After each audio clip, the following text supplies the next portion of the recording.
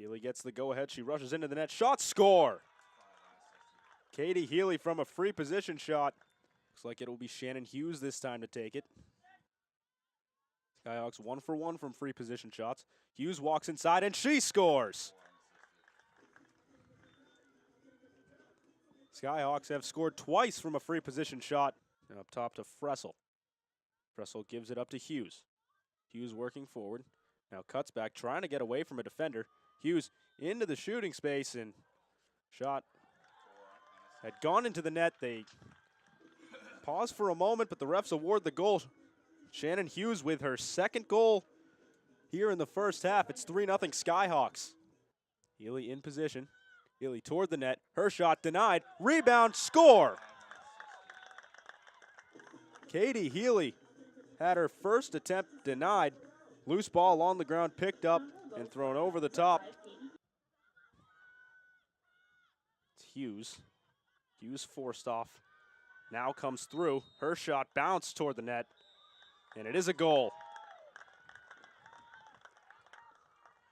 Well, another one of those delayed reactions from the Skyhawks. Hughes again.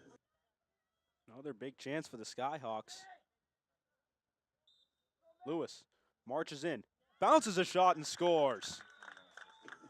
Corinne Lewis adds to the lead here for the Skyhawks. It's now 6-0 Stonehill. Hughes readies. Hughes toward the net. Her shot looked like it hit off a defender's stick. Picked up behind the net. Now back in front for Hughes. She scores. Russell gets set. Here comes Fressel into the net. Fressel, her shot over the keeper again, and the Skyhawks make it 8-0. Somehow Morgan Riley couldn't come up with that, who was just waiting right on the retaining line. Healy walked in front. Her shot bounced wide. Now back in front to Pino. She scores.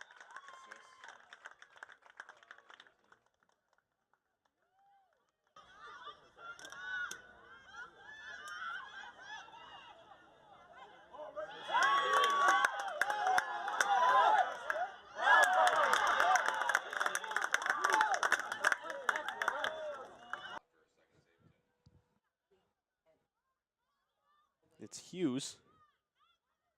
Hughes working toward the middle, now down low. Cutting inside, the shot, score.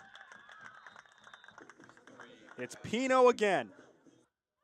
Lima holding, she goes back behind for Lounsbury. In front, the shot by Sarah Heckman goes in. The Ravens are on the board in this one with 8 minutes to go here in the first half.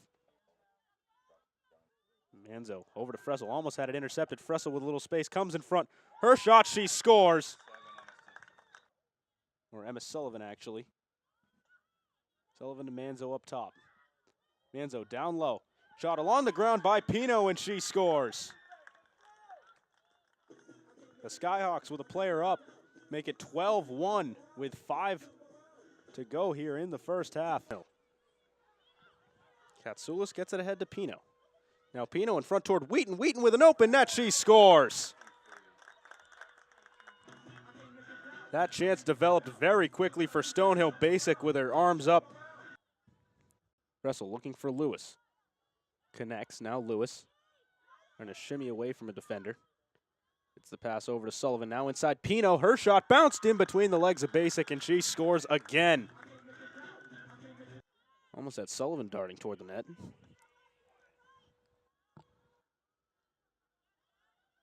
Wheaton holding. Goes in front. Chance for a shot, and it's another goal for the Skyhawks. Shannon Hughes. So Lewis will pull it out. Now Pino to Manzo behind the net. Manzo finds Sullivan in front. Sullivan with a lane to shoot, and she scores. Emma Sullivan. Zimbron, 7 goals, 8 assists so far this season. Zimbron shot low, denied by Wright.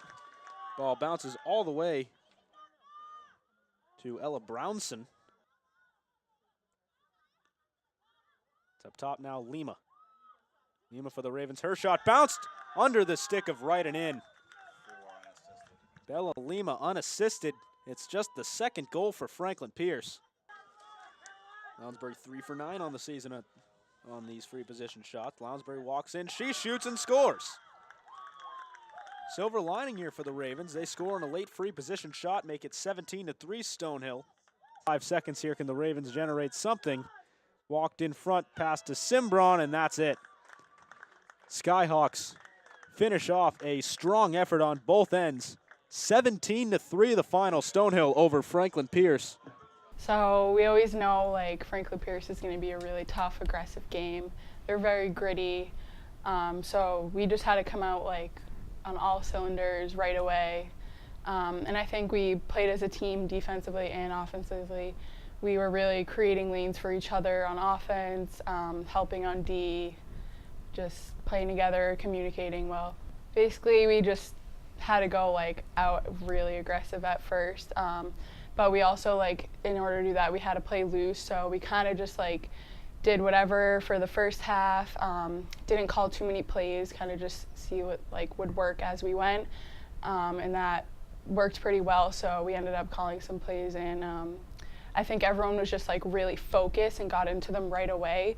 That made us have a lot of time, and we kept like going straight to goal.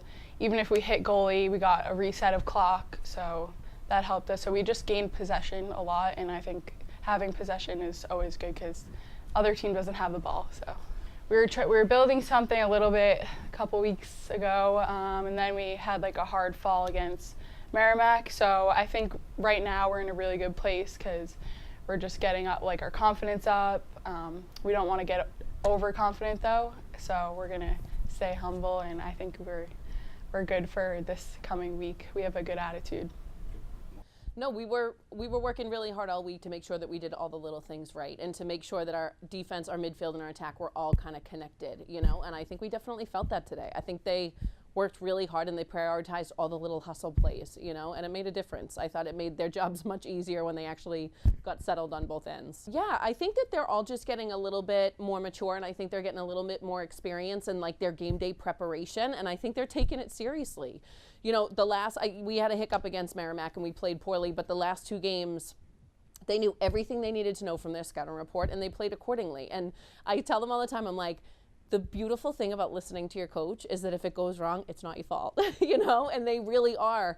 They're listening, they're learning, and they're just, you know, they're just gaining so much experience. It feels like every single day, and I think it's making a huge difference for us. I think they're just starting to get aggressive. I think some of these kids are realizing like, oh, okay, I can be used in this way, and you know, I can score, and I can be used on this outlet and stuff like that. So I think they're just feeling like, you know, they're feeling like they're able to do it, and they're just starting to get really aggressive. So they're hunting and they're looking for space, and it's not so much you have to walk them through every little step anymore. You give them kind of like a general foundation of what you want them to look for, and then you just allow them to kind of be athletes a little bit, and I think that's what they're starting to figure out on their own, which is awesome. Having our first road win was huge, and SNU's typically a really hard place to play at anyway, so I was worried, but I mean, we had 4 turnovers in the game. They were focused, they prioritized everything the right way, and they were just really, really disciplined. And I think that's definitely where I think they're at right now compared to where they were 5 or 6 weeks ago. They're more disciplined players, and it's making a huge difference because even though our 3 losses were to great competitors, it was 3 road losses. It's like, okay, we got to be tough enough to win on the road. So we were really grateful for that. And it's not just the fact that we won, but I thought that they won the right way, you know, and that I was proud of them for that. I mean, she's the best kid ever. Whatever you ask her to do, she's going to do it. And I think she played a ton her freshman year, but she also had a really bad bout with mono. So I feel like this is her first full, strong year of lacrosse. And I think for some of us that start out really, really strong, we need somebody to pick us up and carry us a little bit at this point. And I think we have kids that are really doing that, you know, and Pino's one of them. Pino's given some of our attackers that need to rest their bodies a little bit, like she's filling those spaces really well. And today she just had a day. I think she just did a really beautiful job of staying aggressive and really reading what her defense was giving her and taking advantage of it. You know, Emily Charetz she's the real deal, and she's playing really well. And I think her and Liz Katsoulis have been taking their markups really seriously. They're 2 kids that have been getting identified with specific people, and I think they've both done a really good job the last couple weeks. So I'm really proud of them. But even Lindsay Duggan has come a long way. Olivia DeCurtis has come a long way. It's like even the kids that are juniors, they're still very young in a lot of ways in terms of playing experience. So there's a couple kids that are, you know, just like I said, they're starting to believe they can do it. Absolutely, we're psyched for it. We can't wait to get to Pace on Wednesday. They're playing well. They're a really athletic team. They're very deep. They're very balanced, all of that sort of stuff. And we feel like we're getting there at the right time. So I think it's going to be an awesome matchup. And I'm glad to have them at home. And I think it's a really great opportunity for us to try to play our best.